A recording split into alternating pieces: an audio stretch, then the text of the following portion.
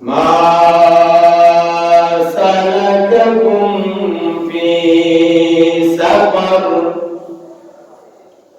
قالوا لم نك من المصلين ولم نك نطعم المسكين وكنا نخوض مع الخائضين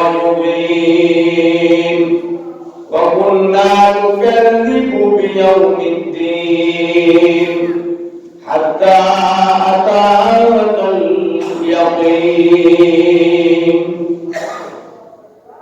তারা বলবেন আমাদের কাছে ভীতিকারী এসেছিল, আমরা তা বিশ্বাস করি নাই, আমরা জীবিত থাকা অবস্থায় নামাজ আদায় করি নাই। তারা বলবে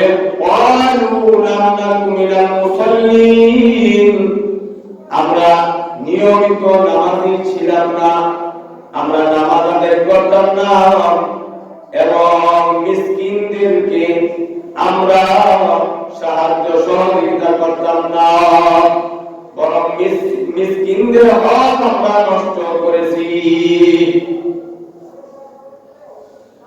وَكُنَّا نَخُوضُ مَعَ الْخَائِضِينَ وَكُنَّا نُكَذِّبُ بِيَوْمِ الدِّينِ আমাদেরকে সমস্ত ওয়াজ করা হতো, বয়ান করা হতো, আলোচনা করা হতো, আমরা বলতাম এগুলো মিথ্যা কথা, এগুলো এমনি এমনি বলে। যেমন আমরা দেখতে পাই বর্তমানে কিছু ব্যক্তি যারা না বুঝে, তাদের জ্ঞান এতই হীন যে তারা বলে হুজুররা এগুলো বলে, তাদের একটা এগুলো দাঙ্গা, এমনি এমনি তারা বলে।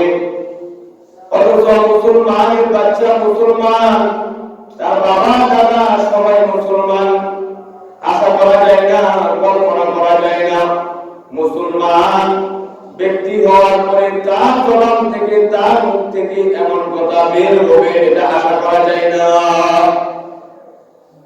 আর আমরা আফসোস করে কি করব? আল্লাহ তো আগে বলে দিয়েছেন কিছু মানুষ এরকম, তারা জাহান্নামী হবে। তাদেরকে জিজ্ঞাসা করা হবে কিসে তোমাদেরকে জাহান্নামী বানালো? তারা তখন বলবে এরকম আয়াতগুলো আমরা ওয়াজ করতে, বয়ান করতে, এগুলো আমরা বিশ্বাস করতাম না, আমরা নিয়মিত নামাজি ছিলাম না, এতিমদেরকে সহযোগিতা করতাম না, তাদের হককে আমরা নষ্ট করেছি। বিভিন্ন ধরনের বিভিন্ন অপরাধের বোঝা নিয়ে আজকে এই মুহূর্তে এইখানে আসা হলো। আর যে কারণে আমাদেরকে আল্লাহ পাক জাহান্নামী ঘোষণা করেছেন, আমাদের অপরাধ এই অপরাধ।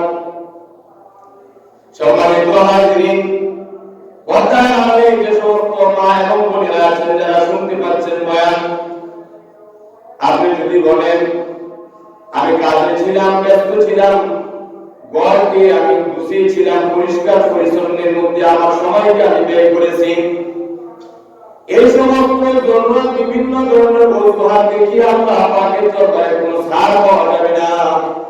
আর এই জন্যই তো আল্লাহ পাক পয়গম্বরের মাধ্যমে দুনিয়ার সমস্ত মানব জাতিকে জানিয়ে দিয়েছেন যে আল্লাহ পাক ফরজ বিধান বান্দা বান্দির উপরে এরকম ভাবে বর্ষণ করেছেন, কোন প্রসবকালীন নারী তার বাচ্চা পেটের ভেতরে আছে, এখন বের হবে, অর্ধেকের বেশি বের হয় নাই, এখন সবে মাত্র বের হতেছে, এই অবস্থার মধ্যে যদি কোন মা থাকে প্রসব করতেছে, এই অবস্থা তার জন্য নামাজকে আল্লাহ পাক তার জন্য ফরজ করেছেন। যদি প্রসবকারী নারী যদি অধিকাংশ বাচ্চা যদি জমিনে বের হয়ে যায়, তারপরে অর্ধেকের বেশি যদি বেরিয়ে যায়, তাহলে তার উপরে নামাজ ফরজ হবে না। আর মুহূর্তে যত ব্যথা বেদনায় থাকুক না কেন, এই অবস্থার মধ্যে থাকলেও মা বোনদের নামাজ ফরজ।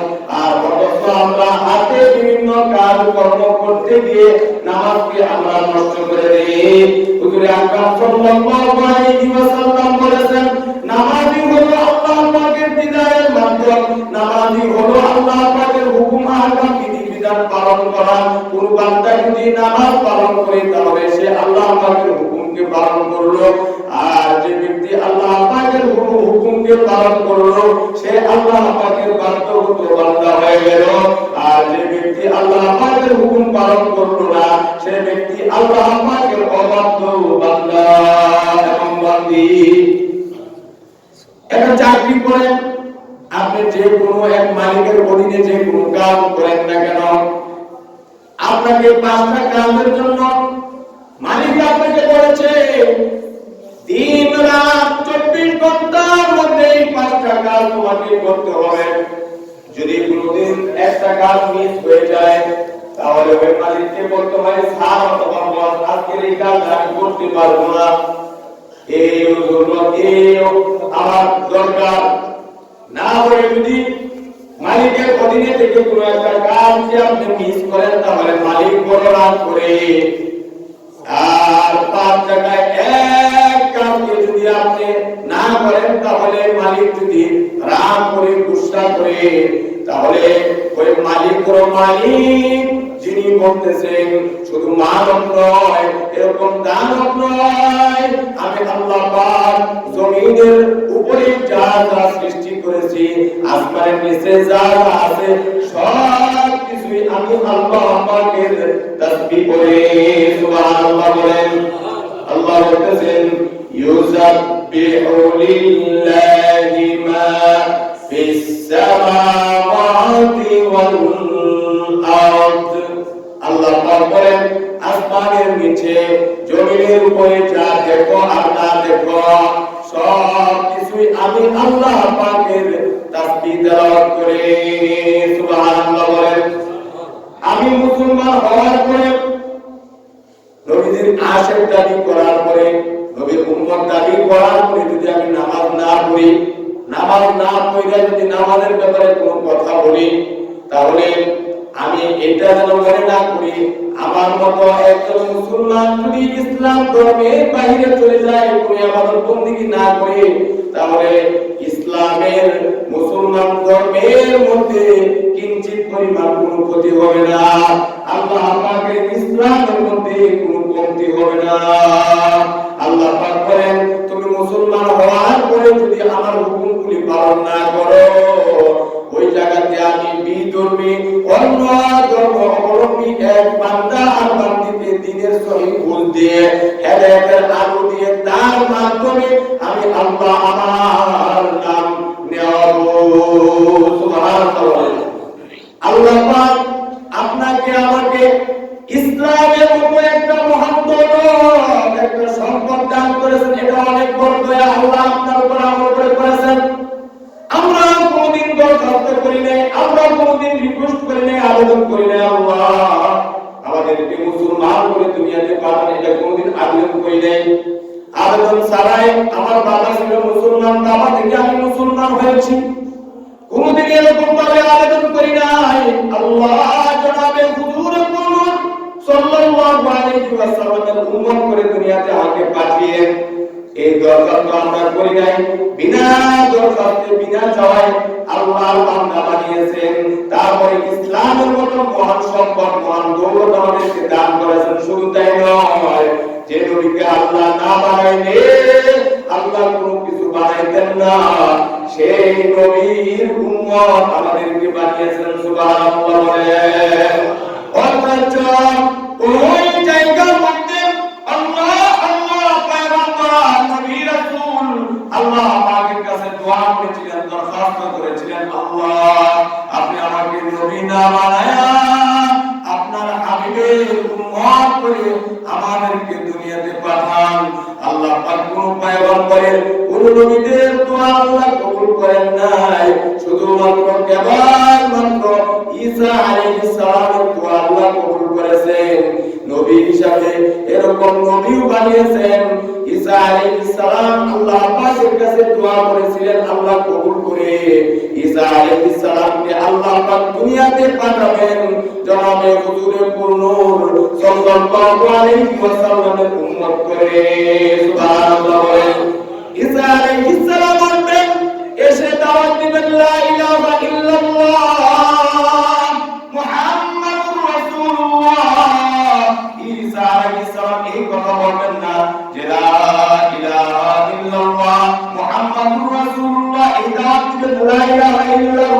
আস্তাগফিরুল্লাহ কথা বলবেন না, বলবেন লা ইলাহা ইল্লাল্লাহ মুহাম্মাদুর রাসূলুল্লাহ। দেখেন তারা দোয়া করে দরখাস্ত করে আল্লাহ পাকের কাছে কবুল হয়েছে।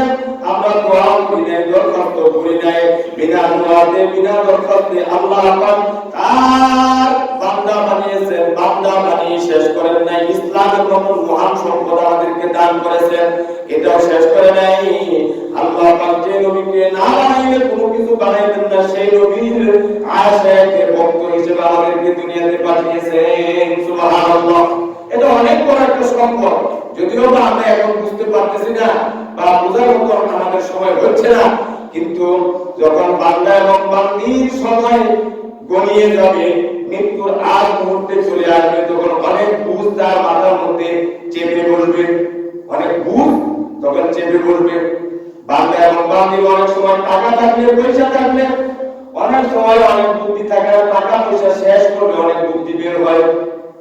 এরকম বান্দা এবং বান্দির ব্যাপারে দুনিয়াতে আমরা এমন দেখতে পাই, কিছু বান্দা এবং বান্দি এমন আছে সময় থাকতে এমন বন্দিগি না করে বৃদ্ধ যখন হয়ে যায় তখন আফসোস করে, আরে কি করলাম কি করলাম, বুঝে না বুঝে হায়াতি জিন্দেগি শেষ করলাম।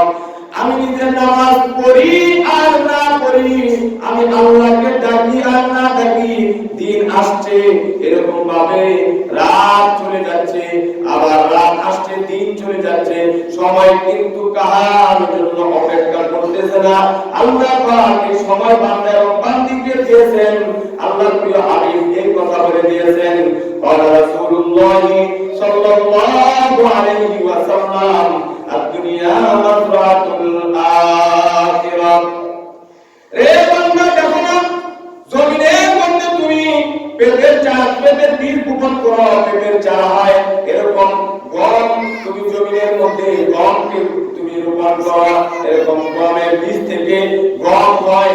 আবার ওই গম যখন শীষ হিসাবে আকারে ধারণ করে তখন একটা শীষ থেকে অনেকগুলো গম হয়। তুমি যদি গমটাকে জমিনের মধ্যে রোপণ না করো, ধানটাকে জমিনের মধ্যে তুমি যদি এরকম ভাবে চারা না বানাও, তাহলে তোমার যেমন গাছ হবে না, বহু ধরনের ফসল হবে না। এরকম ফলের যদি একটা আটি অথবা বীজ না লাগানো হয়, ফল গাছ হওয়ার আশা করা যায় না। কিন্তু আল্লাহ কি আমি বলতেছেন, তুমি আর মানুষেরা রে জেনে নাও, বুঝে নাও, চিন্তা করে ফিকির করে এই কথা দিনের মধ্যে লাগাও। দুনিয়াটা হলো হায়াতি, জিন্দেগিটা হলো আখিরাতের শস্য। এখানে থেকে যদি একবার সুবহানাল্লাহ বলো, জমিন থেকে নিয়ে আসমান পর্যন্ত সমস্ত ফাঁকা জায়গা, সমস্ত ফাঁকা জায়গাটা আল্লাহ পাক নেক দিয়ে ভরপুর করে দিবেন। সুবহানাল্লাহ বলেন। এরকম ভাবে একবার আল্লাহু আকবার বললে তোমার যে নেক হবে, সওয়াব হবে। এরকম ভাবে আল্লাহু আকবার বলার পরে মাঝে মধ্যে যদি তুমি কোনো নিয়ামত পাওয়ার পরে আলহামদুলিল্লাহ আলহামদুলিল্লাহ বলো, তাহলে আলহামদুলিল্লাহ বলা মানে আমি দুনিয়ার কোন রাজার প্রশংসা করতেছি না, দুনিয়ার কোন প্রজার প্রশংসা করতেছি না, কোন মন্ত্রী মিনিস্টারের প্রশংসা করতেছি না। এই মন্ত্রীকে যে বানিয়েছে, ওই রাজাকে যে বানিয়েছে, ওই আসমান যে বানিয়েছে, ওই জমিন যে বানিয়েছে, সব কিছু যিনি বানিয়েছেন তিনি হলেন মহান রব, তিনি হলেন রব্বিল আলামিন। এই জন্য বান্দা বান্দি যখন বলে আলহামদুলিল্লাহি রাব্বিল আলামিন, তখন বান্দা যেন বলে যত প্রশংসা আছে, যত গুণকীর্তন আছে, যা কিছু বলা হয়, যত ধরনের বালাই আছে, সব কিছু হলো আল্লাহর জন্য। সুবহানাল্লাহ। তাহলে আলহামদুলিল্লাহ বলার দ্বারা আমি একটা খাদ্য খেলাম, খাদ্য খাওয়ার পরে আমি যখন আলহামদুলিল্লাহ বললাম, তখন আল্লাহ আমার প্রতি খুশি হয়ে যায়, ফেরেশতাদের সে বলে দেয় খাবারটা এমন ভালো হয় নাই, সুস্বাদু হয় নাই, তারপরে বান্দা যেহেতু আমার প্রশংসা করেছে, আবার এরকম নিয়ামত পাওয়ার পরে সে বরত্ব ঘোষণা করেছে, ফেরেশতারা সাক্ষী থাকো, বান্দাকে আরো ভালো ভালো খাবারের ব্যবস্থা আমি আল্লাহ রিজার্ভ করে রেখে দিয়েছি। সুবহানাল্লাহ।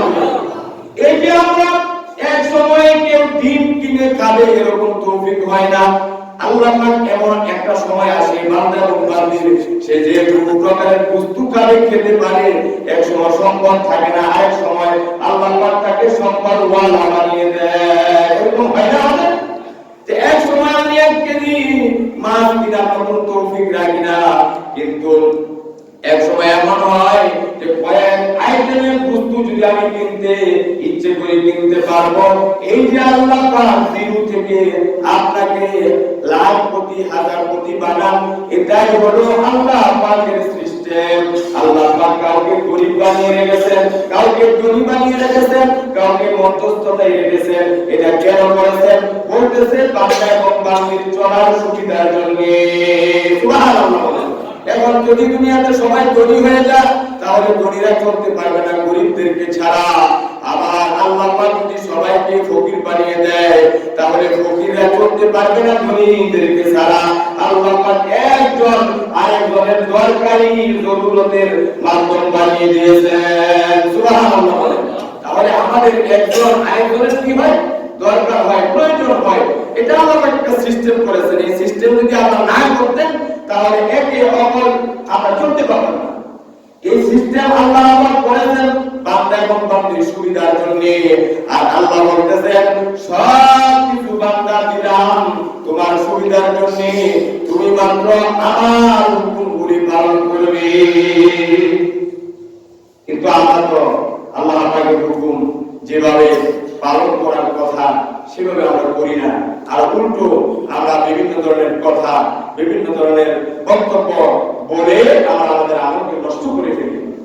একটা মানুষ যদি 30 বছর নামাজ না পড়ে, একটা মানুষ যদি এরকম 10 বছর নামাজ না পড়ে যদি এই কথা স্বীকার রাখে নামাজ পড়ার দরকার ছিল, নামাজ পড়ার একান্তই এটা আমার, এটা একেবারেই আমার জন্য জরুরি, কিন্তু আমি করতেছি না, আমি আসামি, আল্লাহ তাআলা আমাকে তৌফিক দেন, এই অবস্থায় যদি থাকে তাহলে আল্লাহ কোন না কোন আমলের ওসিলা আল্লাহ তাকে মাফ করে দিতে পারেন। কিন্তু আমার ওই ভাই বলে আমি নামাজ না পড়ি, এরকম রোজা না রাখি, কোনো কিছু না করলেও আমার ঈমান ঠিক আছে, হ্যাঁ নামাজ না পড়ে যাও, হ্যাঁ তার কাজ কর্ম এগুলো ঠিক নাই, তার ব্যবহার আচার আচরণ লেনদেন এইগুলো সে হ্যাঁ আমার সে আরো খারাপ, আমি নামাজ শুধু নামাজটা করি না, এরকম ভাবে যদি বলা হয় ভাই তো শুধু নামাজটা পড়েন না, আপনার যে ওয়াক্তের যে ইনকামের সোর্স এটা হারাম তরিকে আছে, তো মানে এটার মধ্যে একটু সমস্যা আছে। এরকম ভাবে দেখবেন একটা একটা করে যদি আপনি গাঁথতে যান সব কিছুর মধ্যেই সমস্যা, কিন্তু মুখ দিয়ে বলতেছে যে তার শুধুমাত্র নামাজটাই সে পড়ে না, অথচ দাবি করতেছে কি সে নামাজ না পড়লে আর একজন নামাজের চেয়েও সে ভালো, কারণ সে নামাজ পড়েও উল্টা বলা করতেছে। ভাই আপনি যদি নামাজ পড়া পড়ে আপনার হাতের দ্বারা আপনার জবানের দ্বারা কাউকে কষ্ট দেন, এটার জন্য আপনার আলাদা শাস্তি হবে, কিন্তু নামাজের যে সওয়াব এটা তো আপনাকে আল্লাহ দিবে। কোন ব্যক্তি যদি শার্ট নাই, গেঞ্জি নাই, এরকম ভাবে শুধু লোক গিয়েছে অথবা পায়জামা আছে, পরনের জামা কিছু নাই, এই অবস্থায় যদি সে নামাজ পড়ে নামাজ তো হবে, সবার কম বেশি হবে। যদি এরকম হয় তার কাপড় চোপড় নাই, তাহলে কাপড় পরনেওয়ালা ব্যক্তি যে সব পাবে, যে ব্যক্তির কাপড় নাই সে সবার আগে ইখতিয়ারের সাথে যদি নামাজটা আদায় করে ওই ব্যক্তির কাপড় পরনেওয়ালা ব্যক্তি সে বেশি সব পাবে। সুবহানাল্লাহ বলেন। ইসলাম কি কাহার উপরে কোন জুলুম চাপিয়ে দিয়েছে? এটা এতই সহজ। আল্লাহ প্রিয় হাবিবকে আল্লাহ কত ভালোবাসেন, কত মহব্বত করেন দেখেন। আল্লাহ যেমন রব্বুল আলামিন, রব্বিল আলামিন, আর আমাদের নবীকে আল্লাহ বানাইছেন কি রাহমাতাল লিল আলামিন। আল্লাহ পাক বলেছেন ওয়া মা আরসালনাকা ইল্লা রাহমাতাল লিল আলামিন।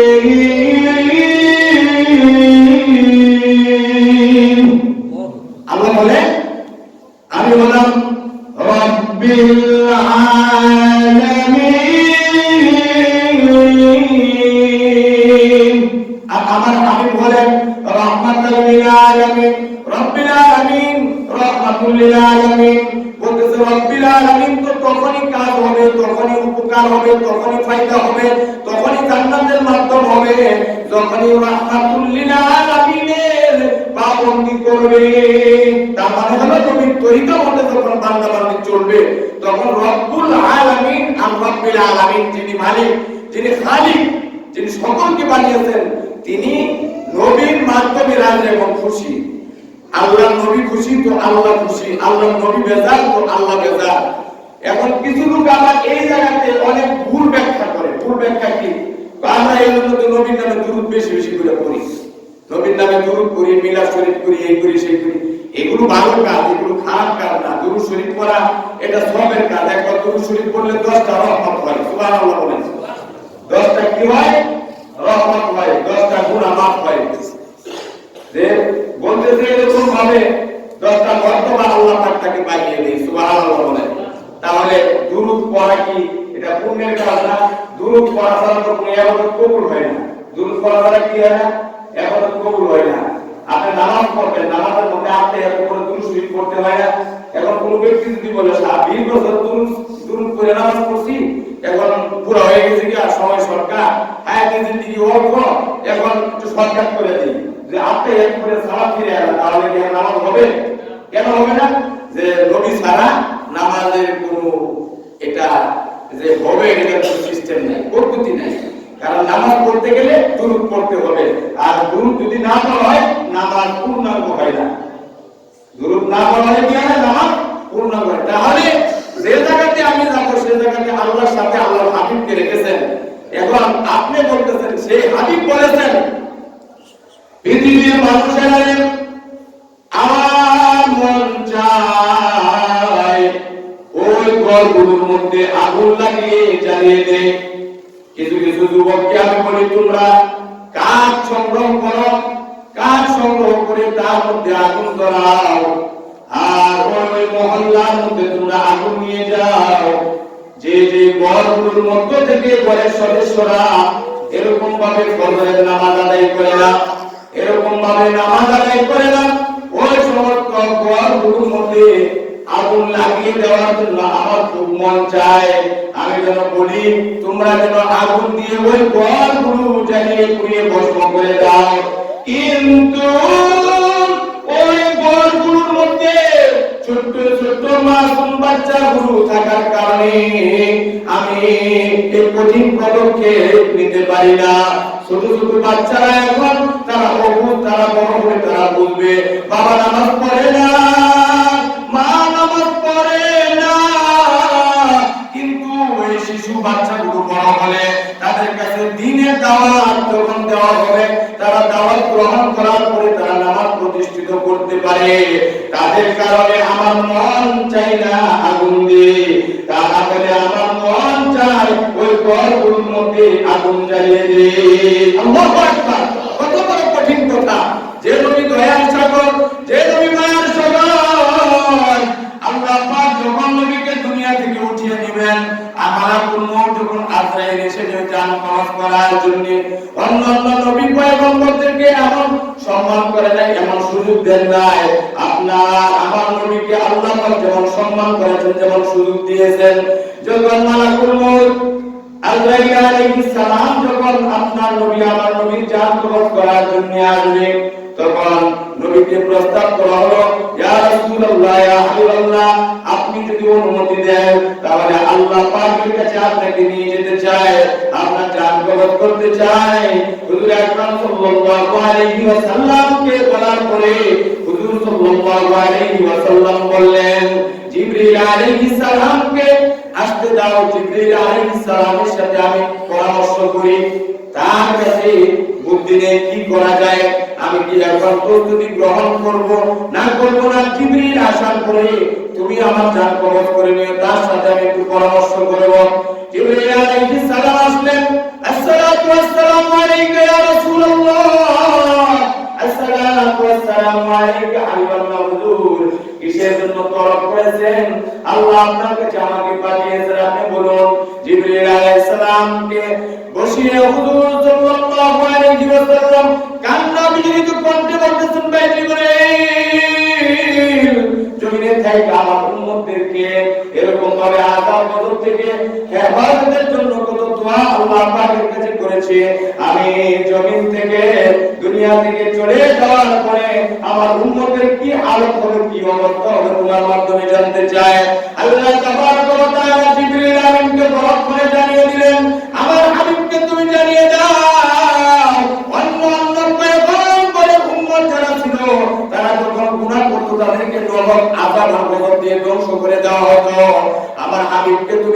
দাও হাবিবের উম্মতকে পাপের কারণে, অপরাধের কারণে, অন্যায়ের কারণে নগদ কোনো শাস্তি দেব না। তাদেরকে সুযোগ দেওয়া হবে, সময় দেওয়া হবে।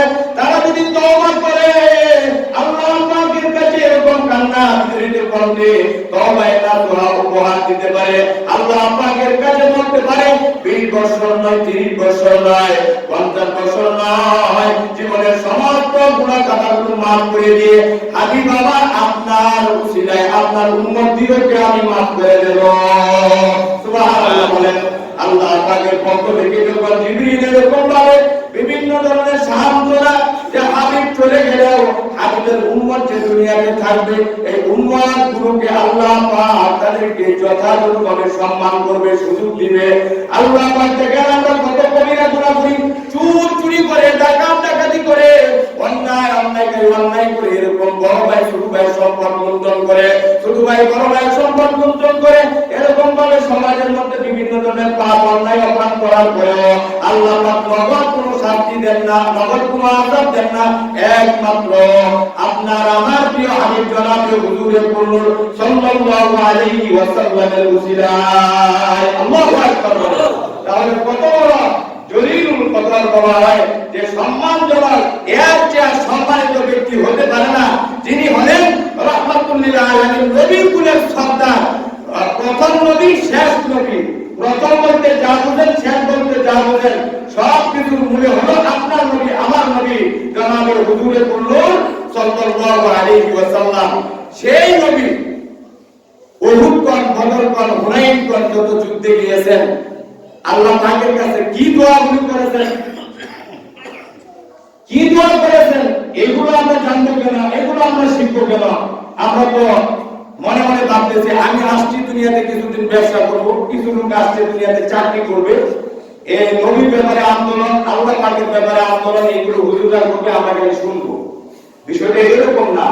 মুসলমান আমরা যারা নাম দিয়েছি, ইসলাম ধর্মের যত আমল আছে সমস্ত আমল সবার জন্য প্রযোজ্য, কিন্তু ধর্মের কিছু জ্ঞান আছে, ধর্মের কিছু শিক্ষা আছে, এগুলো সবাই যদি শিখে অন্য কাজ করা এগুলো কঠিন হয়ে যাবে। যে কারণে কিছু মানুষ হুজুর হবে, কিছু ডক্টর হবে, কিছু ইঞ্জিনিয়ার হবে, যেন মুসলমানদের মধ্যে বিতর্কিতের কোনো সহযোগিতা না লাগে।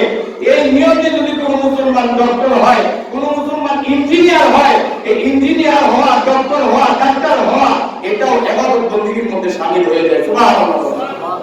তাহলে আমল তো সব হুজুরদের জন্য না, সব আমল সবার জন্য। হুজুররা আমাদেরকে দিক নির্দেশনা দিবে, ওলামায়ে কেরাম যাদেরকে বলা হয়, তারা দিক নির্দেশনা দিবে, তাদের দিক নির্দেশনা অনুযায়ী আমরা চলবো।